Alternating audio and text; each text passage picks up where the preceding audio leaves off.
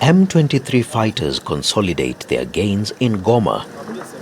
After clashing with government troops last week, their next battle in the city is for people's hearts and minds.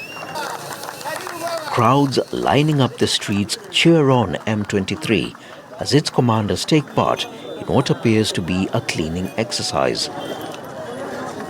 As uncertain calm takes hold in Goma, aid groups say the humanitarian crisis is worsening. Residents are starting to experience shortages of fuel and essential supplies. And hospitals in the city are overwhelmed. In the last week alone, more than 700 people have been killed and at least 2,800 injured.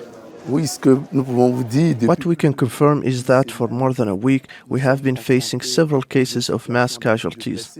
We are receiving the injured and have treated more than 1,000 at this hospital. More than 80 people arrive in very difficult conditions each day. In neighboring South Kivu province, residents say they are fearful. Armed fighters are trying to gain ground near the city of Bukavu. But the army, backed by Burundian troops, have so far held them back. We hear rumors of war in Goma, and that's why we're afraid. We're stocking up on supplies for our homes because we don't know how long this war will last. Burundi's President Evariste Ndayishimiye says Rwanda is arming and training militias in DRC. He says Kigali's role in the fighting is a threat to stability and could spread fighting to his country and the region.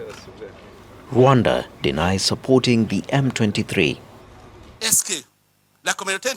Can't the international community see the consequences? I'm telling you that if it goes on like this, there's a risk of war spreading throughout the region. The people can't let it happen.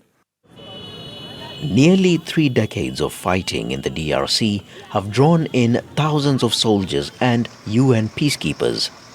18 of them died in the last week of fighting. Kinshasa has for years rejected talks with the M23 armed group.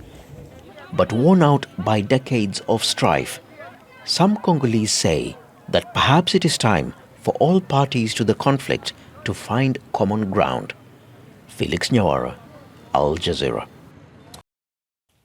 Make sure to subscribe to our channel to get the latest news from Al Jazeera.